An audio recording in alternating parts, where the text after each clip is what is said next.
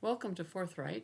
I'm Sulani Madsen, and this week's column and commentary is focused on a new program intended to improve the quality of rental housing in Spokane. But the December 31 deadline to launch is causing issues for landlords, and then there's the feedback from one reader with doubts about program integrity. Those comments later. First, the column.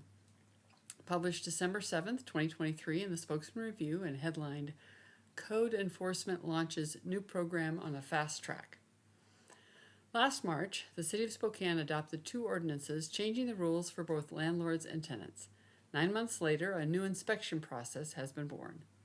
Landlords have until December 31st to register all rental units in the city in a system that only launched December 1st, and they have questions. I've been getting 7 to 10 calls a day since it came out on Friday asking how do I do it, said Steve Corker, president of the Landlord Association of the Inland Northwest. What's crazy is the draft info only came out in November and then expecting everyone to complete it during the holidays, end quote. He pointed out there are no meetings of his association scheduled in December or time to organize training. Luis Garcia, director of code enforcement for the City of Spokane, is confident the registration process will be intuitive. He used city staff members who are also landlords as his test subjects. Registration is intended to be an online process using the existing Excella Citizen Access portal for permits. There was a link provided in the original column. A fee of $15 per rental unit is required and requires information on the address, ownership, and age of each unit. Garcia encouraged landlords to call the city with questions. Spokane has approximately 43,000 rental housing units based on a study undertaken by the city working with Avista a few years ago. According to Corker, the majority of rental homes and about 40% of apartments are older. Corker said the inventory is a good idea, and so are inspections to help crack down on the bad apples in the landlord basket. Quote, we're not arguing about basic safety standards, but the problem is the added fees to landlords, end quote, and concerns about inconsistency in applying the standards to older properties.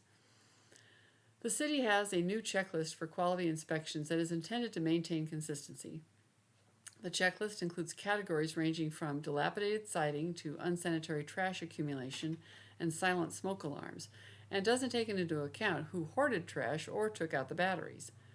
From Corker's point of view, Spokane's older housing stock will be an issue.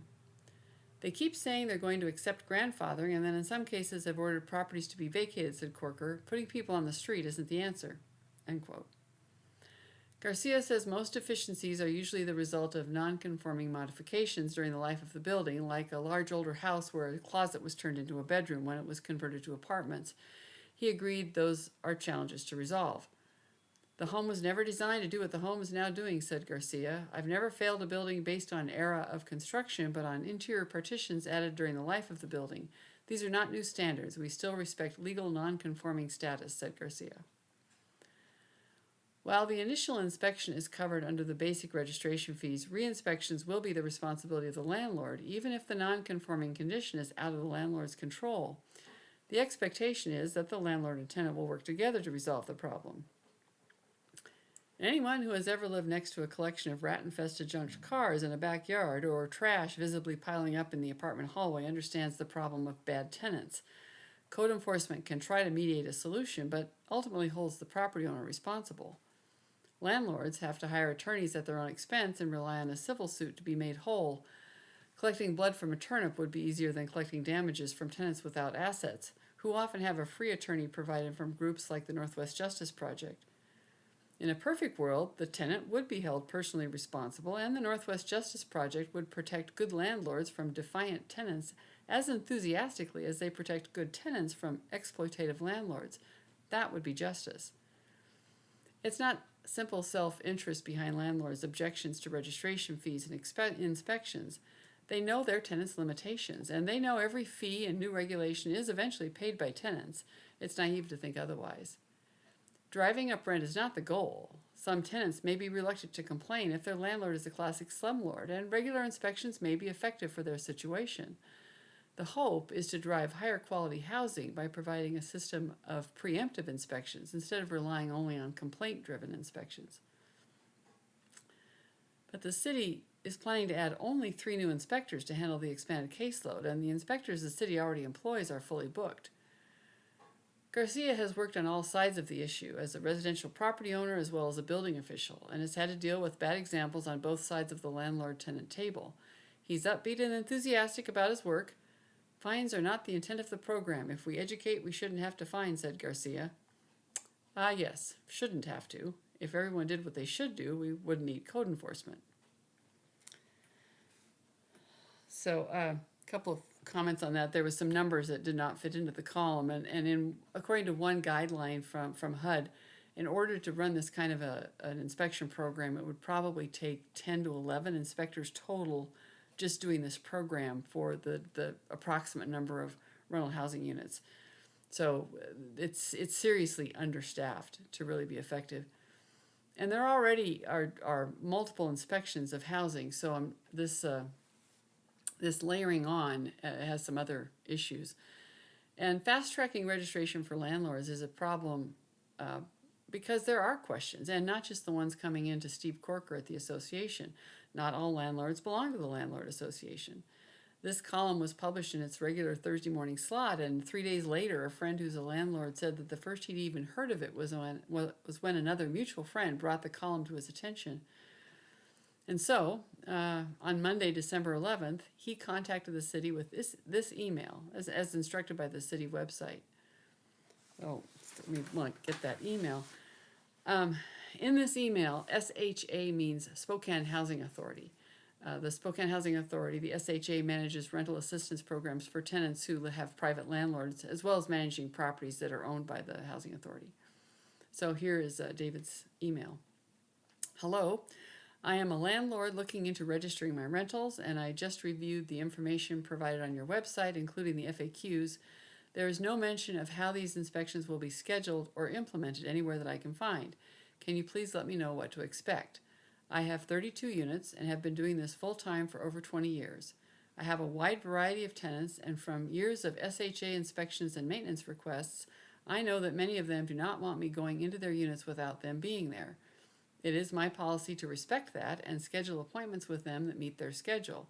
Oftentimes this means evenings, weekends, or days off that can take several weeks or months to find something that works for both of us. I also have tenants that feel any forced entry into their unit is a violation of their privacy and thus will add strain to our working relationship.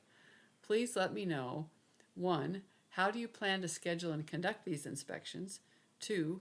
How do you plan to handle tenants that refuse to schedule or allow access for interior inspections if required? 3. Will you be inspecting units that are already inspected regularly, such as SHA tenants? 4. Will there be tenants' responsibility and owner responsibility portions for any deficiencies?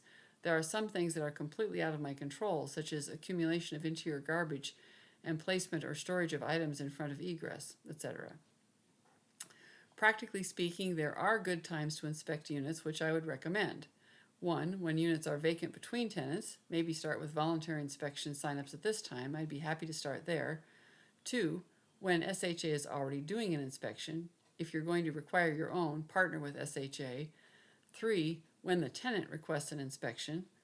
Maybe send a letter to tenants of units that are registered by landlord through the portal, notifying them of this option, and then that counts as an inspection for the year. And 4. Whenever there is a maintenance request by the tenant. This is what I usually do, but hard to schedule with you since it usually happens fast. Thanks for your attention to my request for further information. I'm happy to work with you to meet the requirements, but practically speaking, this sounds like a challenge to schedule and implement, a potential hardship for tenants with busy schedules. Even providing my tenants' contact information without their consent for you to schedule the inspection may be a violation of privacy. It would also be good to put some of this information on your website for anybody else who may be looking for answers on how this is going to work. Sincerely, David Sprecher. It's certainly plausible that small landlords who are also city employees may not have been the best focus group for testing the portal. They'd already have familiarity with the portal system, and they probably aren't doing it full time like somebody like David, who has 20 years experience in working with tenants and respecting their privacy and their rights to not have somebody come into their interior of their home. There was also feedback on one Facebook post from a person who is a landlord and who claims to have evidence of corruption or at least evidence of bureaucratic bungling in the current inspections and of an inconsistency of a different kind. Though they're all serious charges, I take them seriously, and I'm going to be working with this source to confirm firsthand. Some of the issues raised may have to do with how the codes are applied and the interpretation of permitting requirements, an area that I have 30 plus years experience with as a licensed architect. For instance, if there were interior modifications of any kind, were they of a size that they should have had a building permit pulled? Well, who's going to pull a building permit to replace faucets or maybe change out cabinets? And that may not have happened. And does that change the grandfathering of a unit in terms of it meeting the age under which it was and the codes under which it was originally constructed, as opposed to being required to be brought up to 2023 codes? A lot of detail in that. I'm going to dig into that. 2024 is going to be a big news year nationally, and it's local decisions and policies like this that will be affecting our lives more immediately. If you'd like to see more hyper-local coverage from Forthright, you can subscribe on Substack for notification of new content, with or without a pledge. I'm looking forward to digging into these issues. I have dreams of having an assistant to help with the digging, but again, that's gonna take figuring out how to monetize the postings. But as always, the Substack post does include links to background resources that I referred to as while preparing the column, and so you can do some digging for yourself. Thanks for listening. And I need to come up with a better tagline. Feel free to send suggestions.